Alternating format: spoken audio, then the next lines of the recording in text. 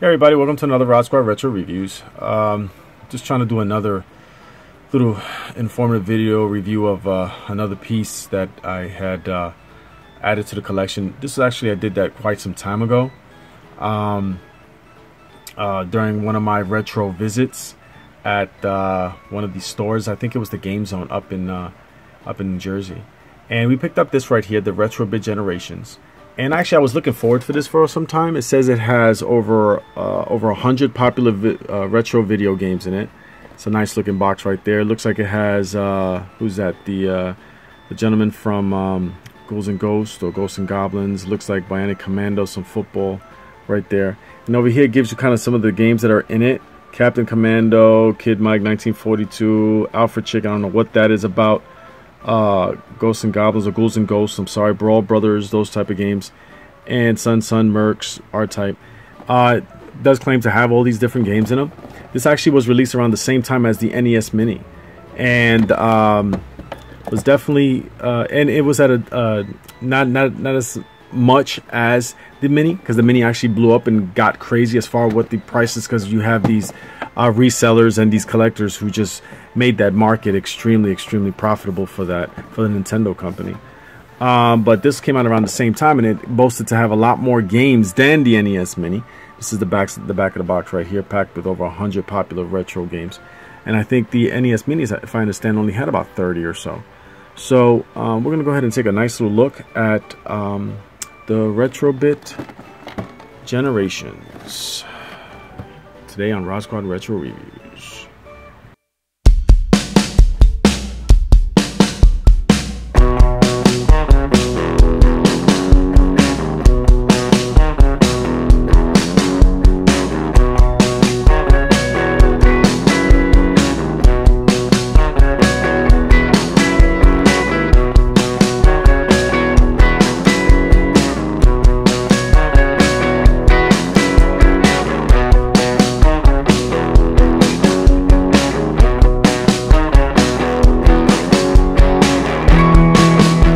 Alright guys, so we're going to go ahead and give a closer look over to the Retro Bit Generation system that I picked up, I think it was earlier this year, or maybe before summer, when I was visiting the retro shops in the area. This one I think I picked up at the Game Zone up in New Jersey.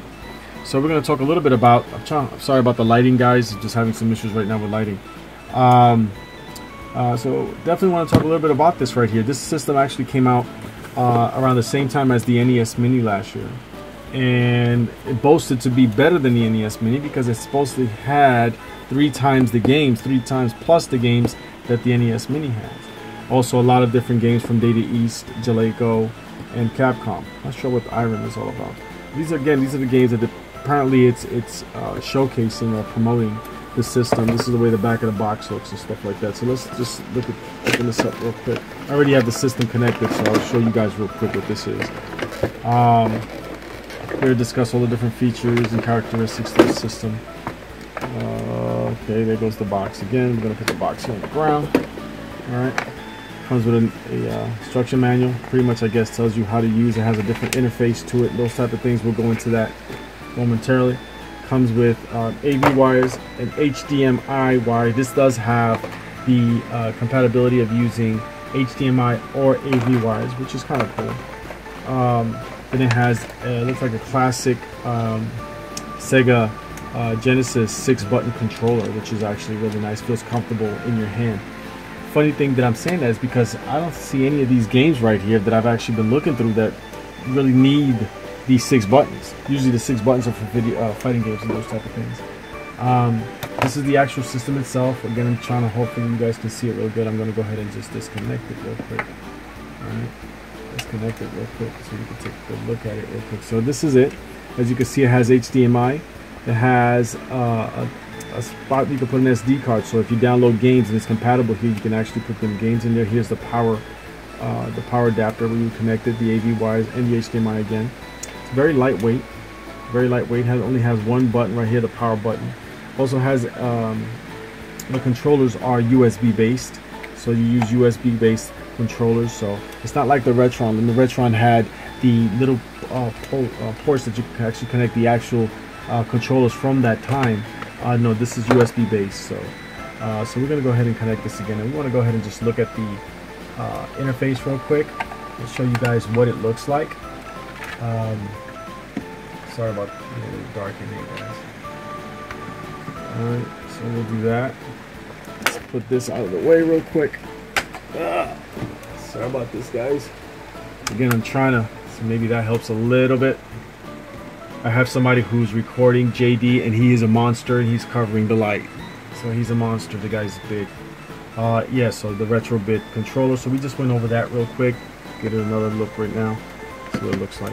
So we're gonna go ahead and turn it on. All right, so we got JD, the guy who was blocking our light, who's gonna be actually be turning on the system. That's the power button, hit it.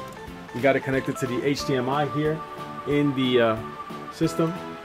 And we're gonna go, hopefully you guys get a good look at it. We're gonna, Jay just walked into the room. Jay, can you just shut off the light right there? Maybe we get a good look at the screen real quick. There we go. All right, so here we are. This is the actual interface you get when you turn on the Retrobit generation system. As you can see, it has many different games in there. 10-yard fight. JJ's moving kind of fast here.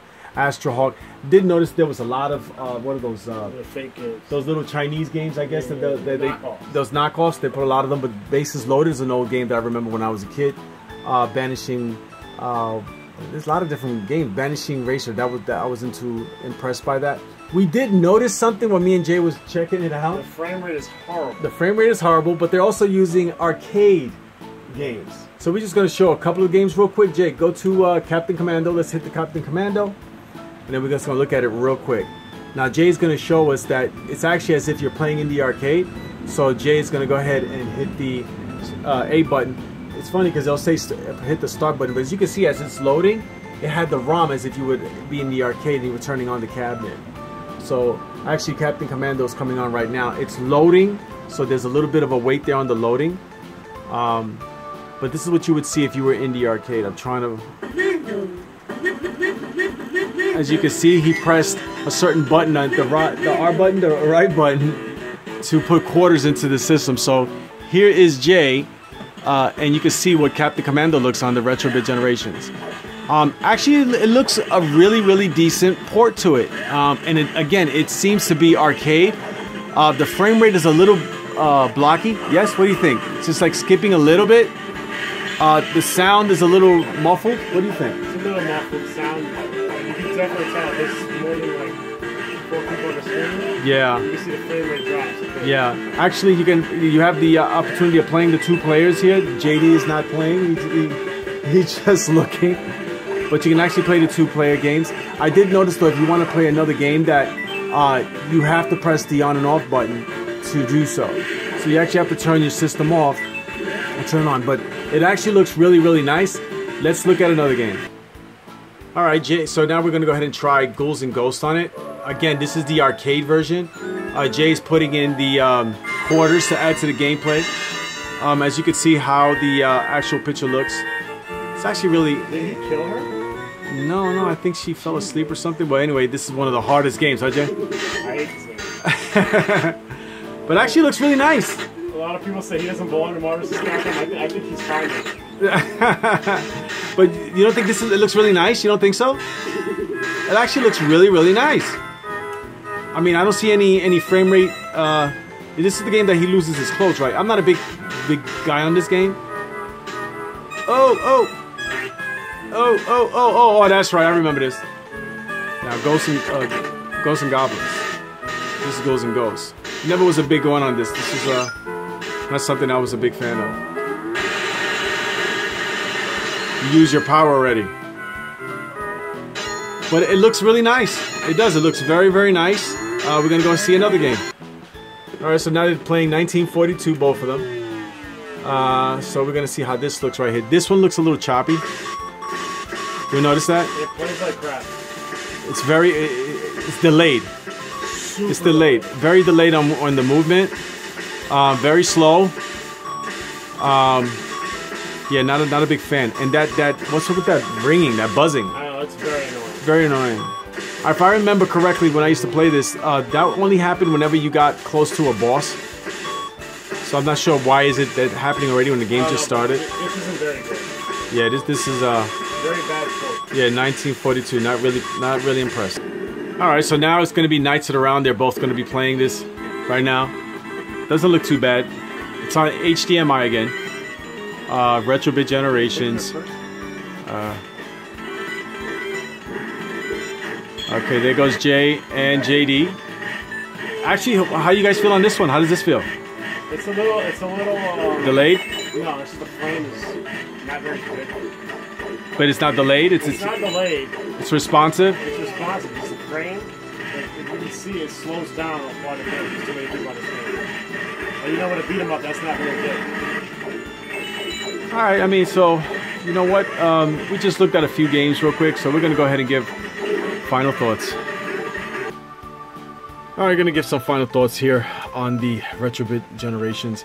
Did notice there was a lot of different low-frill games that were added that you would normally see on a lot of these Chinese knockoff plug-and-plays and those type of things. But I have to admit that the Knights of the Round, the Captain Commando looked really nice. The Ghouls and Ghosts looked really nice. So I did actually like that.